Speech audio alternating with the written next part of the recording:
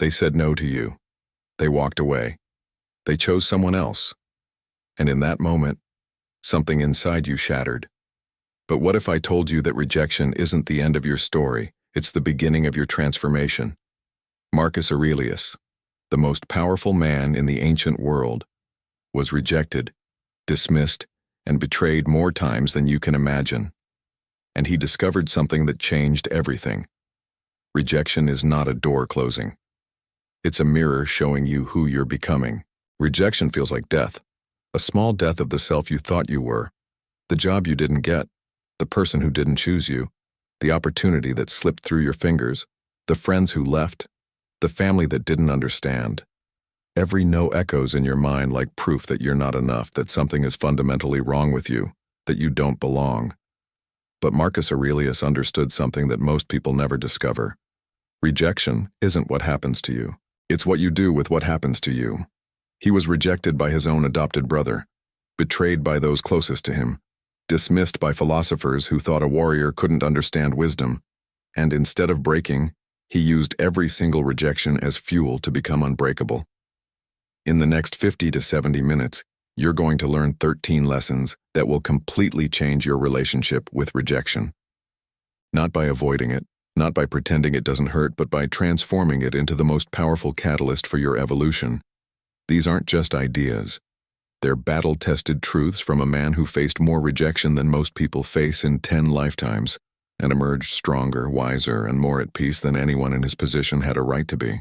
If you've ever felt the sting of not being chosen, if you've ever questioned your worth because someone said no, if you've ever let rejection steal your peace, this is for you. Stay with me. Because by the end of this, you'll see rejection not as your enemy, but as your greatest teacher. Before we dive deep into this transformation, if this resonates with you, subscribe to the channel, leave your like, and share this with someone who needs to hear it. Your comment matters too. It helps me understand how to serve you better. Now let's begin this journey together. There's a particular kind of pain that rejection brings. It's different from other kinds of suffering. When you're rejected, it's not just an event that happened. It feels like a verdict on your entire existence. Like the universe itself looked at you and decided you weren't worthy. And that feeling doesn't just hurt in the moment. It follows you. It whispers to you when you're trying to fall asleep. It shows up when you're about to try something new. It colors everything you do with the question, what if they reject me again? You know this pain. Maybe you applied for a position you were perfect for, and they chose someone else. Maybe you opened your heart to someone and they walked away. Maybe you shared your dreams with people you trusted, and they laughed or dismissed you. Maybe you've been rejected so many times that you've started rejecting yourself before anyone else gets the chance. You've become your own harshest critic, your own closed door, your own no. And here's what makes it worse. Society tells you to just get over it, to develop a thicker skin, to not take it personally. But how do you not take it personally when it feels like the most personal thing in the world? How do you not internalize it when every rejection seems to confirm the deepest fear you have about yourself? Marcus Aurelius knew this pain intimately. When he became emperor, many in the Senate rejected his authority. They saw him as too young, too philosophical, too soft for the brutal reality of Roman politics. His own co-emperor and adopted brother, Lucius Verus, often dismissed his counsel. The military commanders questioned his strategies. Even the philosophers he admired kept him at arm's length, unable to see past his imperial robes to the genuine seeker underneath. But Marcus made a discovery that changed everything. He realized that rejection only has the power you give it. Not through denial, not through pretending it doesn't hurt, but through understanding what rejection actually is and what it isn't. The first lesson Marcus teaches us is this. Rejection is not a reflection of your worth. It's a reflection of fit. When someone rejects you, they're not declaring you worthless. They're declaring that in this specific context, at this specific time, for this specific need, you weren't the match they were looking for. That's it. Nothing more. Nothing less. Think about it. When you reject a piece of clothing at a store, are you declaring that the clothing is worthless? No. You're declaring that it doesn't fit you, doesn't match your style, doesn't serve your current need.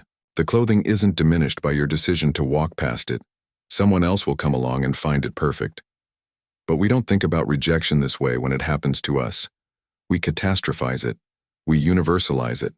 One person says no, and we decide everyone will say no. One opportunity doesn't work out, and we decide we're not meant for success. One relationship ends, and we decide we're unlovable. We take a specific instance and turn it into a general truth about our entire existence. Marcus wrote in his Meditations, "Everything is opinion." What he meant was that the meaning you assign to events is not inherent in the events themselves. The meaning is something you create.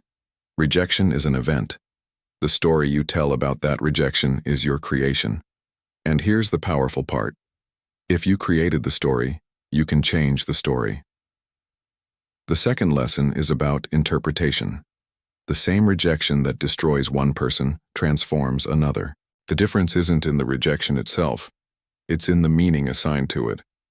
When Marcus was rejected by military commanders who didn't trust his philosophical approach to leadership, he could have seen it as proof that philosophy and power couldn't coexist. He could have abandoned his principles to fit their expectations. Instead, he saw it as an opportunity to prove something more important, that wisdom and strength aren't opposites, they're partners. Every time they doubted him, he became more determined to lead with both courage and compassion, with both strategy and integrity. He transformed rejection from a stop sign into a compass. It showed him where he needed to develop resilience, where he needed to trust himself more deeply, where he needed to stop seeking validation from those who couldn't see his vision. You can do the same. That job that rejected you, maybe it was protecting you from a path that would have taken you away from your true calling. That person who didn't choose you, maybe they were making space for someone who will cherish what you offer. That opportunity that fell through, maybe it was clearing the way for something better that you can't see yet.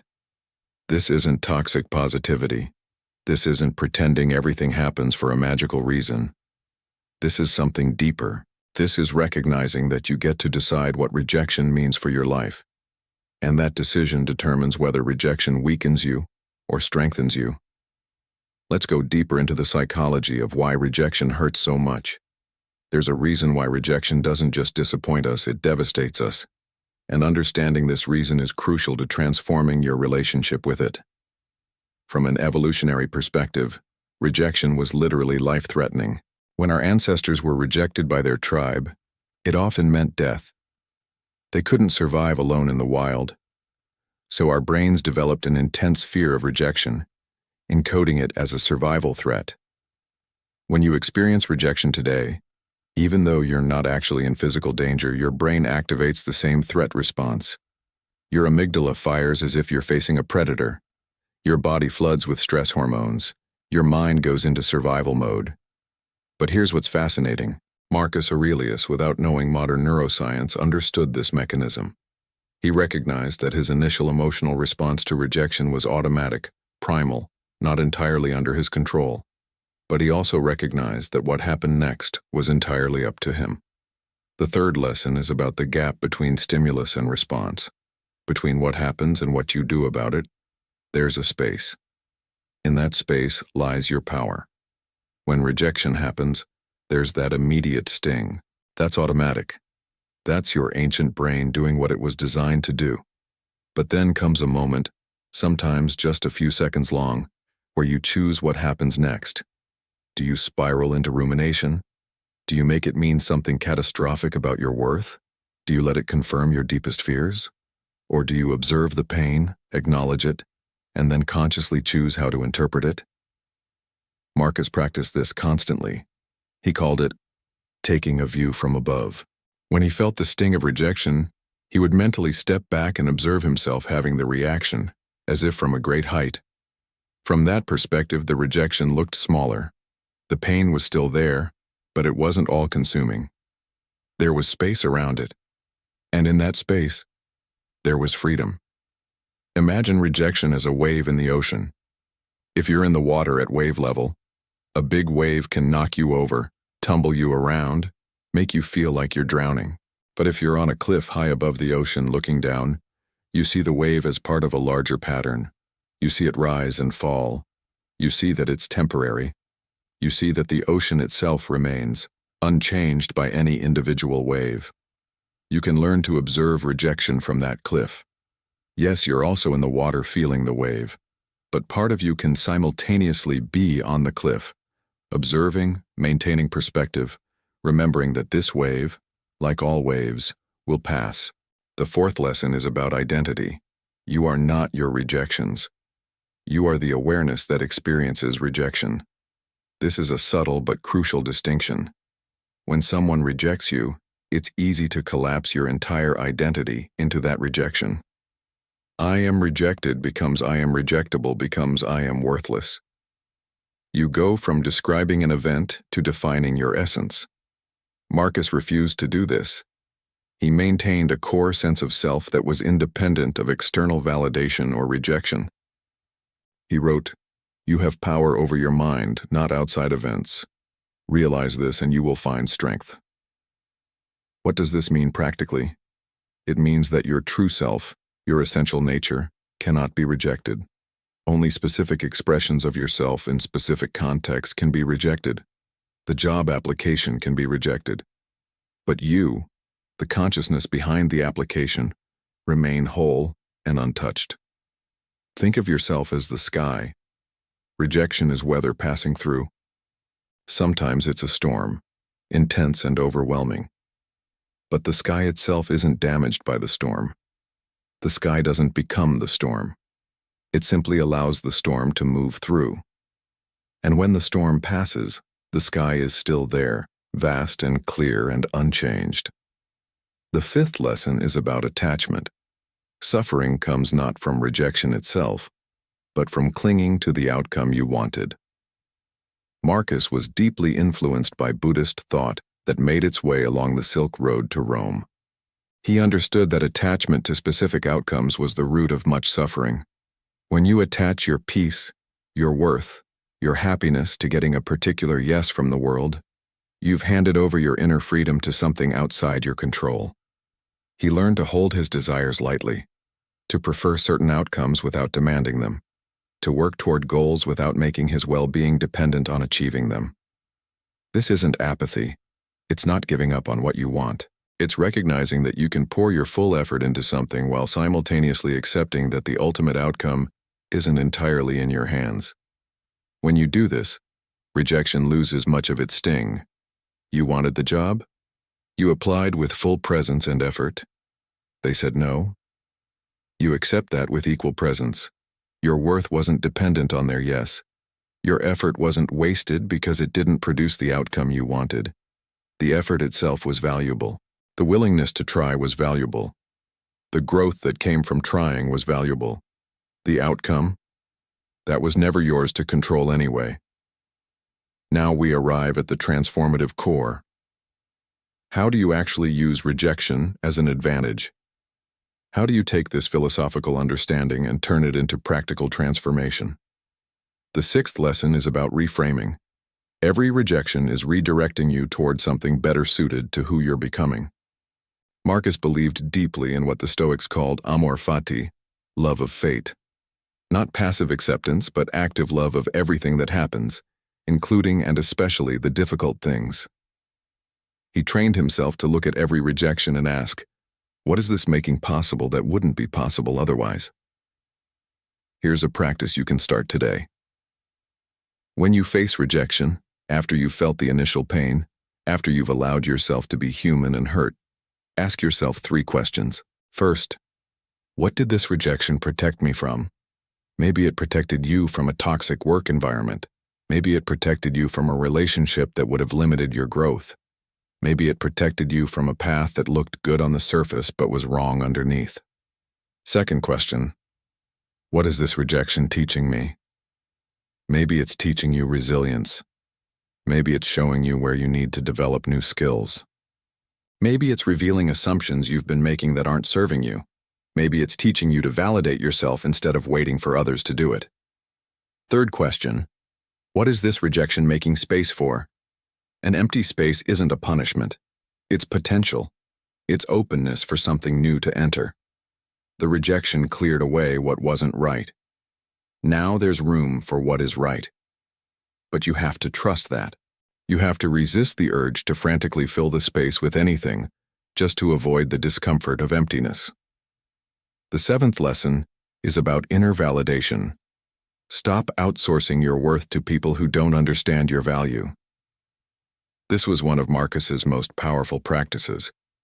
He knew that many people, even those in positions of authority, couldn't see him clearly.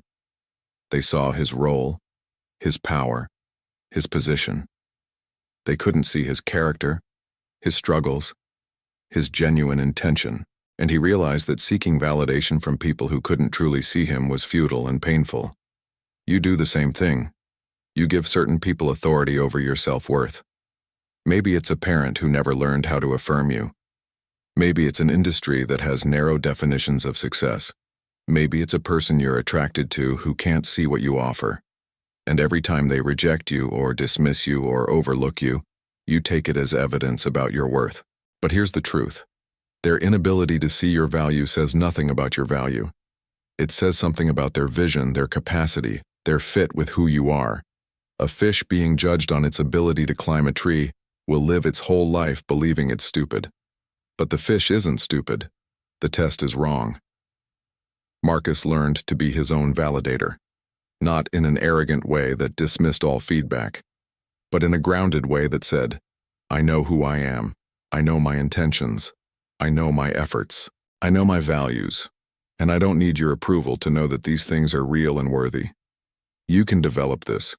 Start noticing when you're waiting for external validation, when you're checking to see if someone liked your post, responded to your message, acknowledged your effort. Notice the craving for that hit of approval, and then practice giving yourself what you're seeking from them. Acknowledge your own effort. Validate your own experience. Appreciate your own journey. The eighth lesson is about rejection as refinement. Let rejection burn away what's inauthentic in you. There's an ancient practice of refining gold.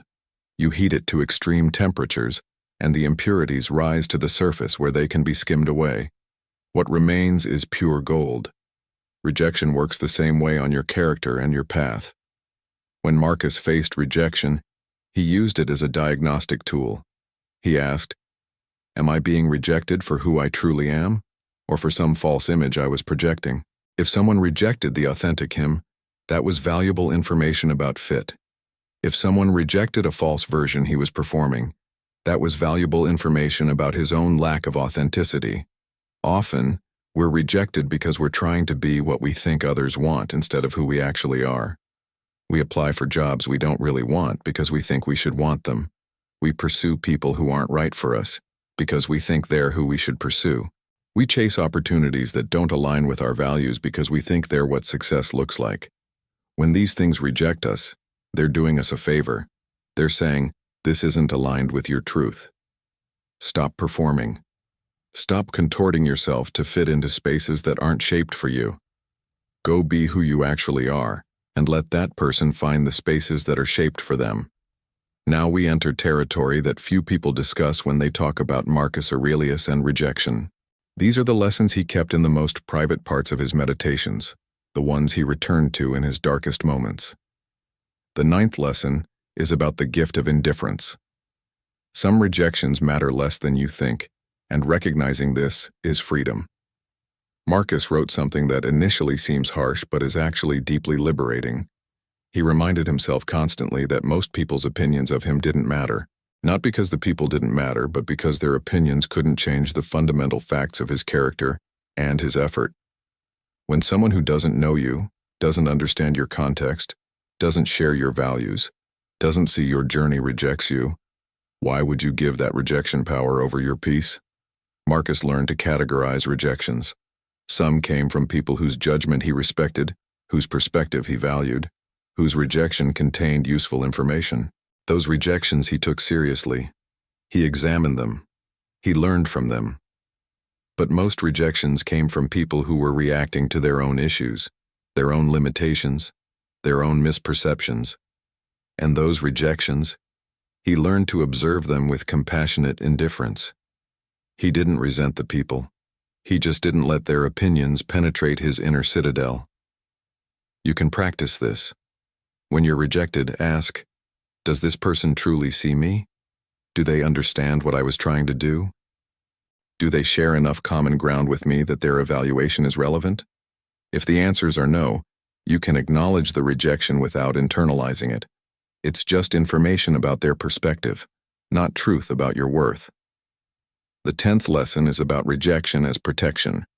Sometimes the universe says no because yes would harm you. Marcus had a deep trust in the interconnectedness of events. He believed that what the Stoics called logos, a kind of rational order to the universe, was operating even when he couldn't see the pattern.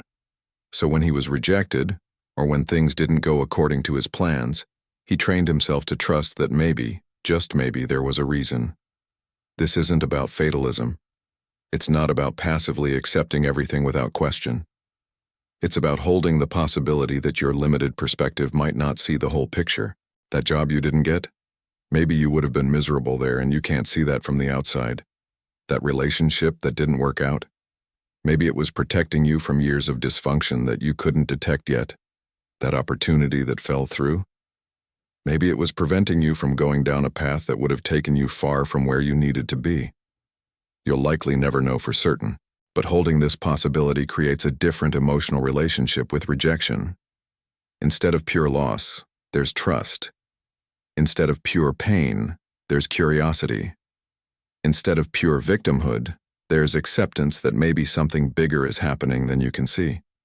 The 11th lesson is about building immunity through exposure. Each rejection you survive makes you stronger for the next one. Marcus didn't try to avoid rejection. He knew it was inevitable. Instead, he deliberately exposed himself to it.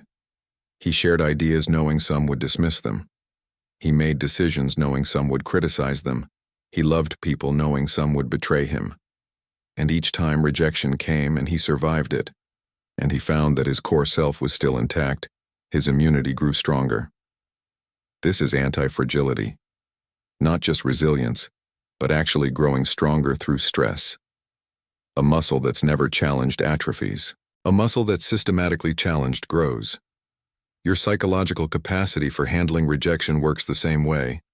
So stop trying to create a life where you never face rejection. That's impossible anyway, and the attempt is exhausting. Instead, practice building your capacity to handle it. Start small if you need to. Take small social risks. Share your work before it's perfect.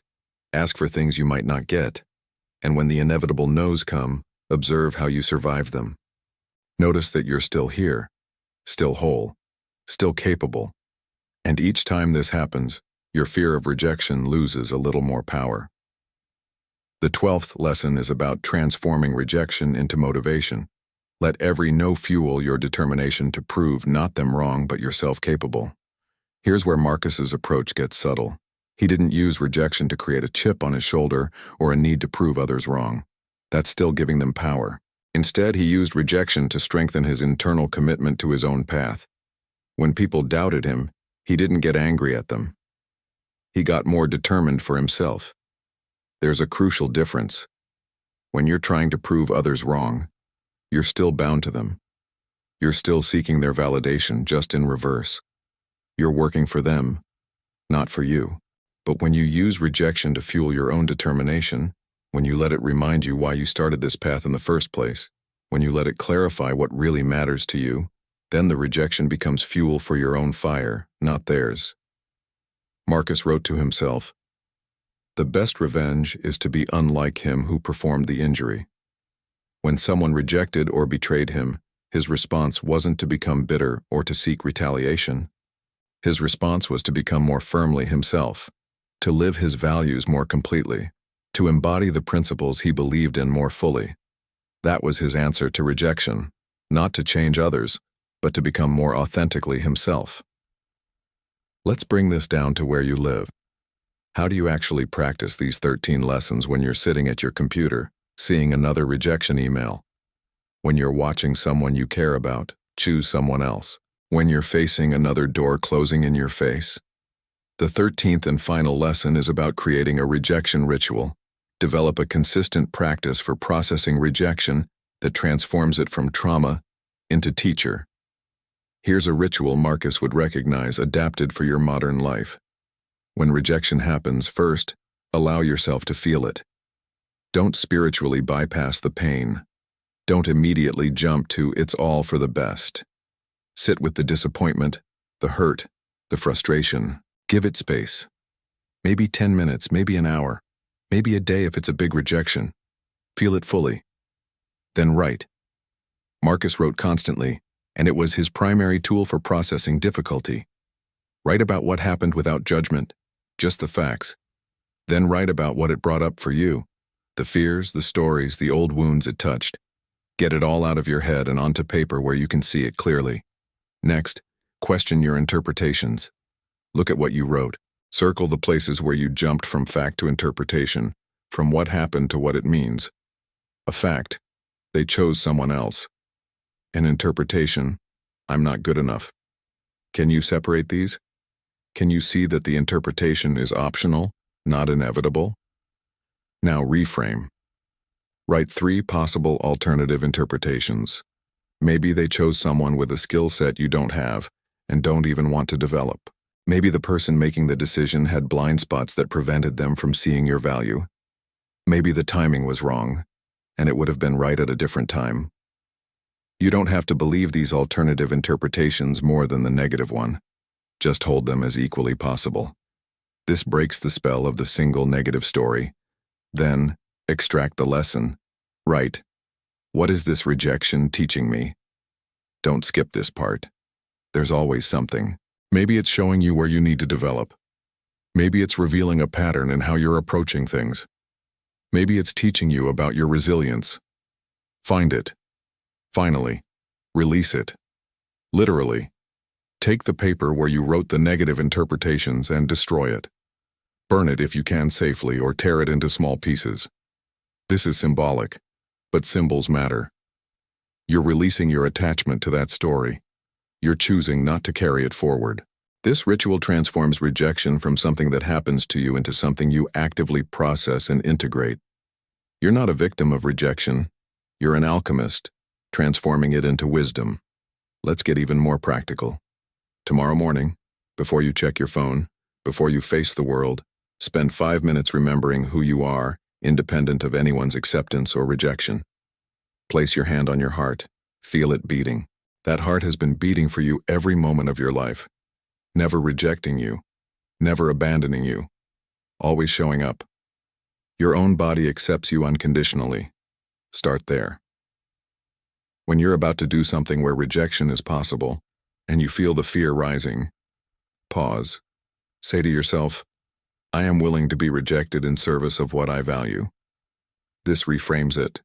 You're not trying to avoid rejection. You're accepting it as a possible cost of living authentically. When you're willing to be rejected, it loses its power to paralyze you. When rejection happens during your day, practice the pause Marcus used.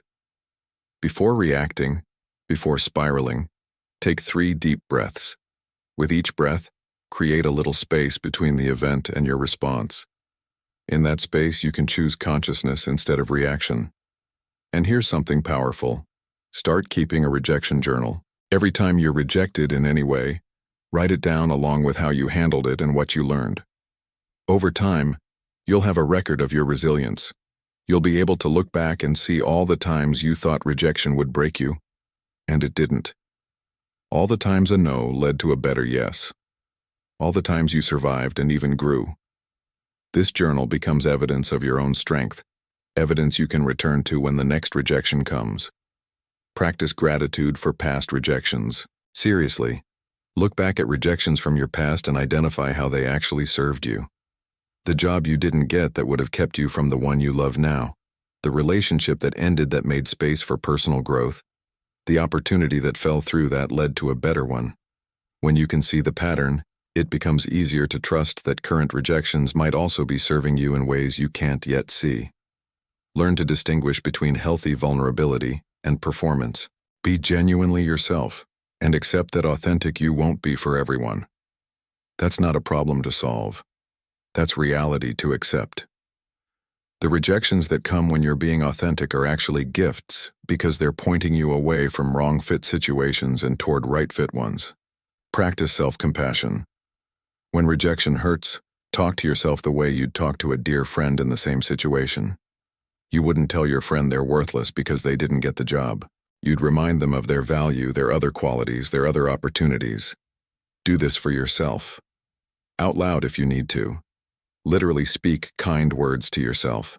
Your brain doesn't fully distinguish between kindness from others and kindness from yourself. Both are healing. Look at the journey we've taken together. We started in the pain of rejection, that terrible feeling of not being chosen, not being enough, and now you have 13 lessons, 13 keys to transform rejection from your enemy into your teacher, your refiner, your guide. But here's what I need you to understand. Marcus Aurelius, with all his wisdom, with all his power, still felt the sting of rejection. He didn't transcend being human. He learned to be fully human while not being controlled by the human reactions. There's a profound difference.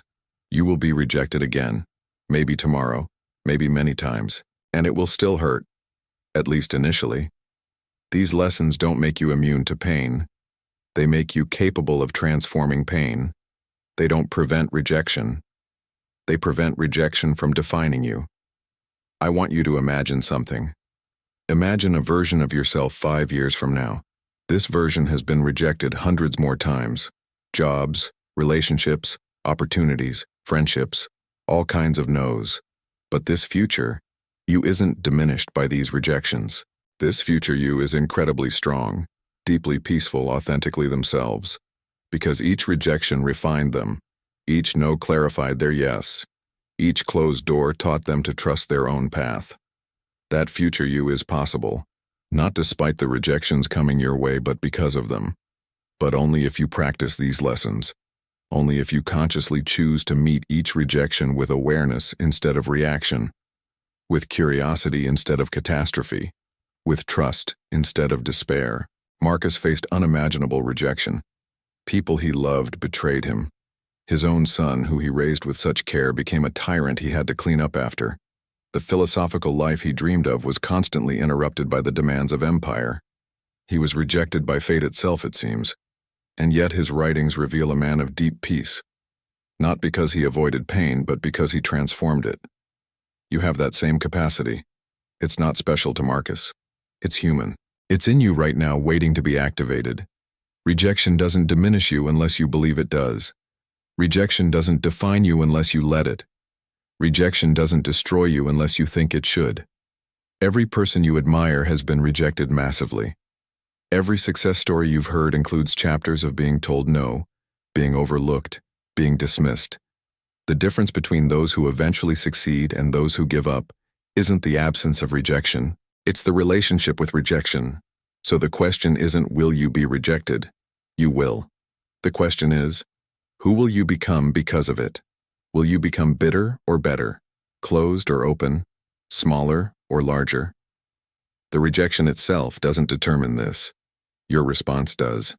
And your response is always within your control. Marcus Aurelius wrote something near the end of his life that brings all of this together. He said, "Confine yourself to the present. If you can meet this present hour as it is with patience and justice, you can live well, and nothing can get in your way. Even rejection, even being told no, even being passed over, dismissed, abandoned. If you can meet that present moment with these 13 lessons, with awareness and choice, with trust and transformation, nothing can truly harm you.